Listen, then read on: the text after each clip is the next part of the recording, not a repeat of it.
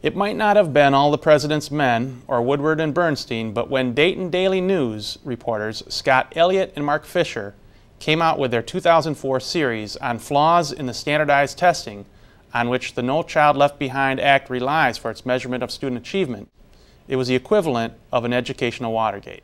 The Dayton Daily, part of the nationally prominent Cox newspapers chain, established by the Daytonian James M. Cox, who had been Ohio governor and a candidate for President of the United States in the 1920s, ran the series of articles by Elliott and Fisher, bringing forth evidence that testing is not error-free and is in fact scientifically unreliable as a measurement of student ability and attainment. An Ohio commission established by Governor Taft recommended that in addition to standardized tests, there be tests to determine how students learn what teachers actually teach. Elliott and Fisher quote one comment by a disappointed supporter of Ohio's efforts to go beyond the narrow scope of one-size-fits-all in the No Child Left Behind testing. Quote, "No Child Left Behind is martial law. States that were doing innovative stuff took a step backwards when No Child Left Behind came along." End quote. We visited Scott Elliott at the Dayton Daily News and asked him to tell us about his investigative reporting on standardized testing. One of the things that's resulted from No Child Left Behind is rapid creation of more and more tests. In our series we found, this was actually a federal study, found more than 400 tests will have to be created by states across the country in order to comply with No Child Left Behind. Mark and I knew from our prior work that the testing industry is stretched pretty thin already with the amount of work that they've added. You know, over the past decade or maybe 20 years, there's been more and more and more standardized testing, and the companies have ratcheted up their workload every year as more states have gone to these kinds of testing reforms. So the question we had was, if there's going to be a huge explosion of the creation of more tests, how is the industry going to handle that, and are they going to be able to continue to create high-quality tests? So one thing we found was the issue of scoring is very hard, particularly scoring anything that can't be scored automatically by computer, which is essays or short answer type questions. Those require actual humans to score, and humans are expensive.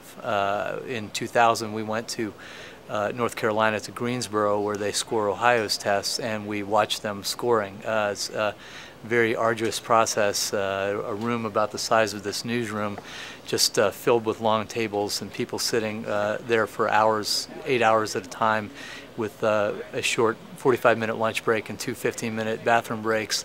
Otherwise, they just take essays off a gigantic stack, score them, move them to the done pile all day long. This is how our essays are scored for Ohio.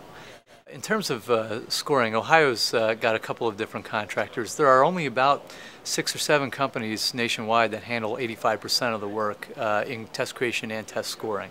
So Ohio's particular contractor for scoring these essays is a company called Measurement Incorporated. It's based in Durham, and they have an office in Greensboro that handled Ohio tests. The interesting thing about essay grading is essays are generally not graded by teachers. The only requirement Measurement Incorporated has to hire you as a scorer is that you have a college degree. You don't have to have any experience at all teaching or working with essays or anything. They say, no problem, we can train you how to score. As the technology has advanced, what the companies have found is they can teach computers to score the same way they teach the people to score.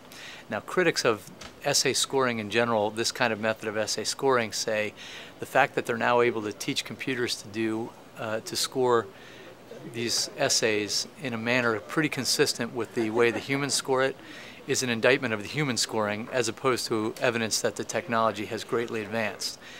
Basically, what they teach you when you go there to learn how to be a human scorer is it's usually a 1 to 4 or 1 to 6 scale, a 6 being a highest score and a 1 being a lowest score. And they teach you methods for scoring quickly. Among things they tell you to look for is, number 1, the length of the essay. Longer essays are generally better, so they tell them if you have a very long essay, in all likelihood, you've got a 5 or a 6, starting right off the bat. They look for key vocabulary words. Good essays on this particular question tend to have these words. If you see these words showing up, it's likely a 5 or a 6. There's a whole checklist of these sorts of attributes that they look for when scoring. And guess what? You can teach a computer to do that. A computer can look for key vocabulary words. It can look for paragraph breaks, which is something else they like. It can look for the length of the essay. It counts words, no problem. Actually, computers can even check spelling and grammar, although, to be honest, most of those programs are not doing that yet. The next generation will check spelling and grammar. So what the critics say is, okay, is this kind of scoring really telling you that this kid can write, or is it simply, you know, kind of it's a guessing game? And even the people that create the computer programs will tell you, we're trying to predict which essays are 5s and 6s. They're not saying, we know this kid is a good writer based on the result of this exam. So here's what we did. I was at a seminar in Kansas City run by an outfit called the Hechinger Institute. It's a Columbia University Institute for Education in the Media. They run seminars for reporters all around the country looking at these issues. At the seminar, I met a man who works in the testing industry, and we began talking about this trend toward computer scoring of essays. And he described this as a huge scandal in the making. And he told me that he had heard of people who had taken these software programs, written bogus essays, but written them in such a way that they knew it would conform to what the computer is looking for. They used the right vocabulary words, they wrote it at the right length, those sorts of things, those sorts of attributes, and yet they wrote the essay in such a way that it made absolutely no sense. So if a person sat down and read it, they couldn't make heads or tails of it. They submitted it into the computer, and the computer would score at a high grade. Because the computer cannot read the essay.